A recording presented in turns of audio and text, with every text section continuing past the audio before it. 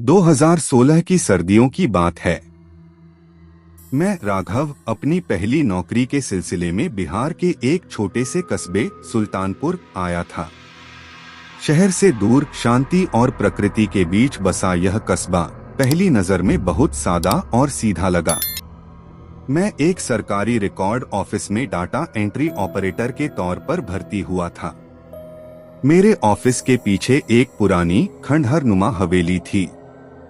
आसपास के लोगों ने उसे शमशान हवेली का नाम दिया था, क्योंकि उसके ठीक पीछे एक प्राचीन शमशान घाट था जो अब ज्यादा इस्तेमाल में नहीं आता था। मैं शुरू में इस बात को लेकर ज्यादा गंभीर नहीं था। मुझे लगा ये बस गांव वालों की कहानियां हैं। लेकिन फिर कुछ ऐसी घटनाएं होने लगीं जो मेरी सोच को बदलने लगी। पहले दिन ही ऑफिस के चपरासी राम बिहारी ने मजाक में कहा, साहब अगर देर हो जाए तो हवेली के पास से मत जाना, वहां रात को कुछ चलता है। मैं हंस दिया। क्या चलता है? भूत प्रेत, मैंने चिढ़ाते हुए कहा। लेकिन राम बिहारी का चेहरा एकदम गंभीर हो गया। हाँ साहब, पहले भी 3 लोग वहां रात को गए थे, आज तक नहीं लौटे। मैंने इसे अंधविश्वास समझकर नजरअंदाज किया। लेकिन पहले हफ्ते के अंत में मुझे देर हो गई। उस रात करीब 8 बजे मैं ऑफिस से निकला। कस्बा लगभग सुनसान हो चुका था। दूर कहीं से कुत्तों के भौंकने की आवाज आ रही थी। हवेली के पास से गुजरते वक्त अचानक एक ठंडी हवा का झोंका आया। मेरे रोंगटे खड़े हो गए। फिर मुझे ऐसा लगा जैसे कोई मुझे देख रहा है। मैंने घूमकर देखा, हवेली की खिड़की पर एक चेहरा था। एक औरत का चेहरा, सफेद साड़ी में बिना पलक झपकाए मुझे घूरे जा रहा था। मैं वहीं जम गया। 1 मिनट तक कुछ समझ नहीं आया। फिर किसी तरह अपने पैरों को खींचते हुए दौड़ पड़ा। अगले दिन मैं सो नहीं पाया। चेहरा बार बार मेरी आंखों के सामने आ रहा था। ऑफिस पहुंचा तो राम बिहारी ने मेरी हालत देखी और धीरे से कहा, आपने देख लिया ना साहब? मैंने कुछ नहीं कहा, लेकिन अब मेरे अंदर डर घर कर गया था। मैंने कस्बे के पुराने लोगों से हवेली के बारे में पूछना शुरू किया। धीरे धीरे एक कहानी सामने आई। उस हवेली में पहले एक जमींदार का परिवार रहता था। एक रात उनकी छोटी बहू लक्ष्मी ने खुद को जला लिया। कहा जाता है कि उसका पति उसे प्रताड़ित करता था। उसके जलने के बाद उस हवेली में अजीब घटनाएं होने लगीं और फिर एक एक करके पूरा परिवार मारा गया। लोग कहते हैं लक्ष्मी की आत्मा आज भी वहां भटकती है। तीसरी रात मैं अपने कमरे में सो रहा था। तभी दरवाजा अपने आप खुल गया। खिड़की बंद थी, पंखा भी नहीं चल रहा था और सामने एक परछाई खड़ी थी। वो औरत, वही चेहरा, अब मेरे कमरे में थी। मेरे कमरे में खड़ी वह परछाई धीरे धीरे स्पष्ट होने लगी। वही चेहरा, वही खाली आंखें, जैसे उन आंखों में सदियों का दुर्हक छिपा हो। उसका सफेद घूंघट अधजला था, चेहरा झुलसा हुआ और होठों से राख झड़ रही थी। मैं चिल्लाना चाहता था, मगर आवाज जैसे गले में अटक गई हो। फिर वह बोलने लगी। नहीं, उसने मुंह से नहीं कहा, वह मेरे दिमाग में बोल रही थी, जैसे कोई सपना मेरी चेतना में घुस आया हो। सुनो, मुझे इंसाफ चाहिए। वो सब झूठ बोलते हैं। मैंने खुद को नहीं जलाया। मैंने आंखें बंद कर ली। जब खोली तो वह गायब थी, मगर कमरे में धुएं की गंध अब भी थी। अगले दिन मैं बहुत डरा हुआ था। मैंने फैसला किया कि अब इस कहानी की तह तक जाना होगा। मैंने स्थानीय लाइब्रेरी और रिकॉर्ड ऑफिस में पुराने अखबार खंगालने शुरू किए। 1989 की एक खबर मिली, सुल्तानपुर के जाने माने जमींदार बीरेन सिंह की बहू लक्ष्मी देवी की जलने से मृत्यु। पुलिस ने आत्महत्या बताया, मगर ग्रामीणों का शक है कि मामला हत्या का है। कोई गिरफ्तारी नहीं हुई। खबर छोटी थी, लेकिन कहानी बड़ी होती जा रही थी। मैंने राम बिहारी से पूछा, तुमने कभी लक्ष्मी को देखा है? उसने कहा, नहीं साहब, देखा तो नहीं, लेकिन जिसने भी देखा है वह ज्यादा दिन नहीं बचा। उसकी बात से मेरी रीढ़ में ठंड दौड़ गई। अब रात को मैं ठीक से सो नहीं पा रहा था। हर रात कोई मुझे पुकारता। एक बार तो मुझे लगा मेरे बिस्तर के नीचे कोई बैठा है। मैंने अपने मोबाइल से उस रात एक वीडियो रिकॉर्ड करने की कोशिश की। सुबह देखा, वीडियो में शुरुआत में सब सामान्य था, लेकिन 3:03 पर अचानक कैमरा झंझना उठा। आवाजें आईं, सुनो, मेरे पति ने मुझे मारा, मेरी आत्मा यहाँ बंद है, मेरी हड्डियां अभी तक हवेली की दीवारों में छुपी हैं। मैं कांप गया। क्या सच में उसका कत्ल हुआ था? मैंने तय किया, अब और नहीं। उस रात मैं खुद हवेली में गया। राम बिहारी ने मुझे रोकने की कोशिश की। मत जाओ साहब, वहां से कोई लौटकर नहीं आया अब तक। मगर मैं नहीं रुका। रात के 11:45 पर मैं टॉर्च और मोबाइल लेकर हवेली में घुसा। हवेली में अजीब सन्नाटा था। दीवारों पर झाड़ झंखाड़, पुराने पोर्ट्रेट जिनके चेहरों पर समय की परतें चढ़ चुकी थीं। लकड़ी की सीढ़ियां चिरचिरा रही थीं, जैसे किसी के आने की शिकायत कर रही हो। अचानक ऊपर की मंजिल से किसी महिला के कराहने की आवाज आई। मैं कांपता हुआ ऊपर गया। ऊपर एक कमरा था, बंद, मगर दरवाजे के नीचे से रोशनी झांक रही थी। मैंने हिम्मत करके दरवाजा खोला। कमरे में एक चूल्हा था जिसमें आग जल रही थी, खुद ब खुद, और उसमें एक औरत बैठी थी, जलती हुई। लक्ष्मी। उसने मुझे देखा। उसकी आंखों से लपटें उठ रही थीं।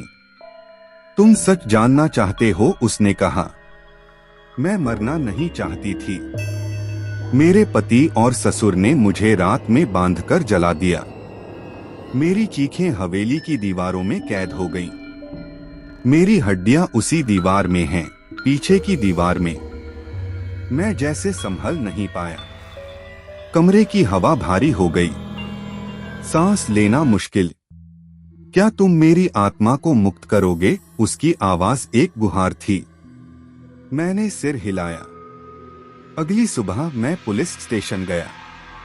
मैंने सारी बात बताई।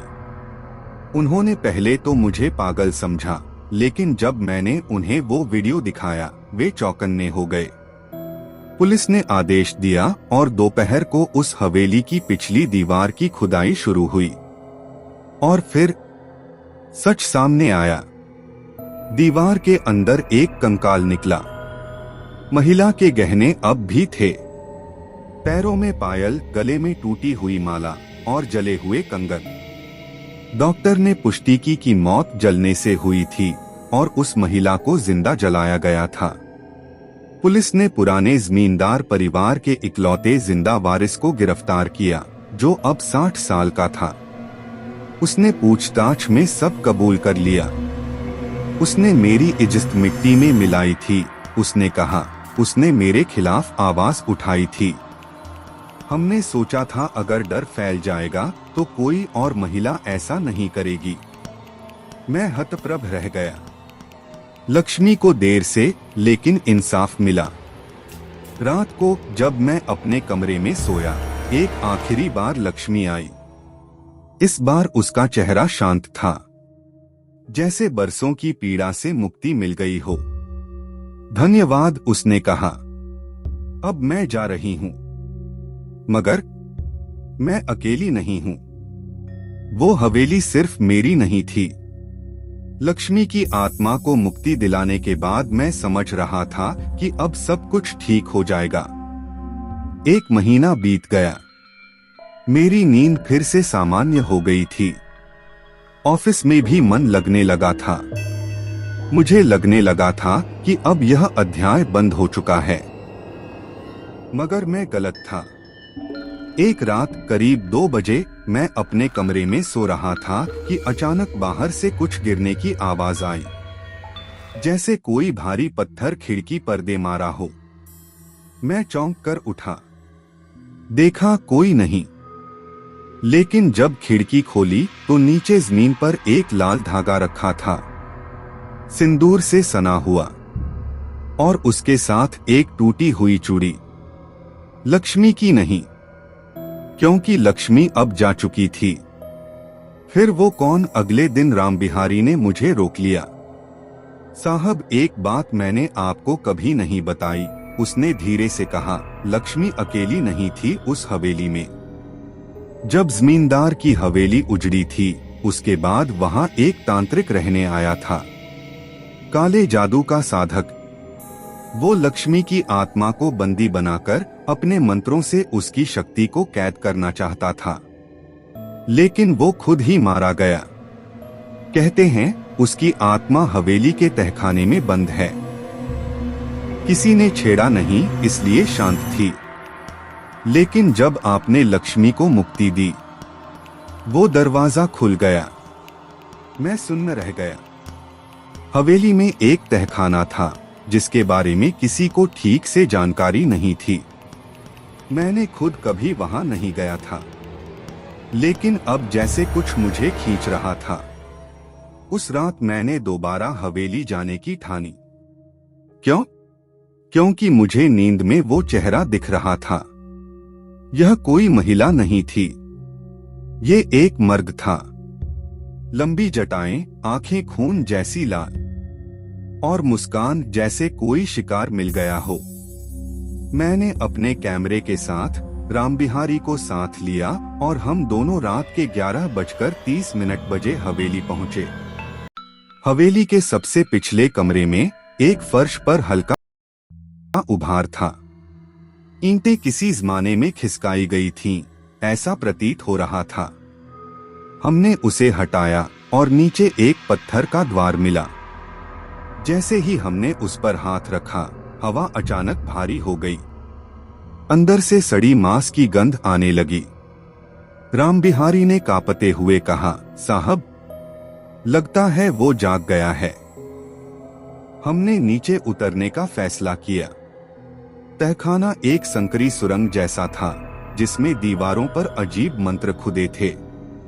कुछ जगहों पर बकरी की खोपड़ियां, पुराने मिट्टी के बर्तन और एक बड़ा तांत्रिक यंत्र बना था।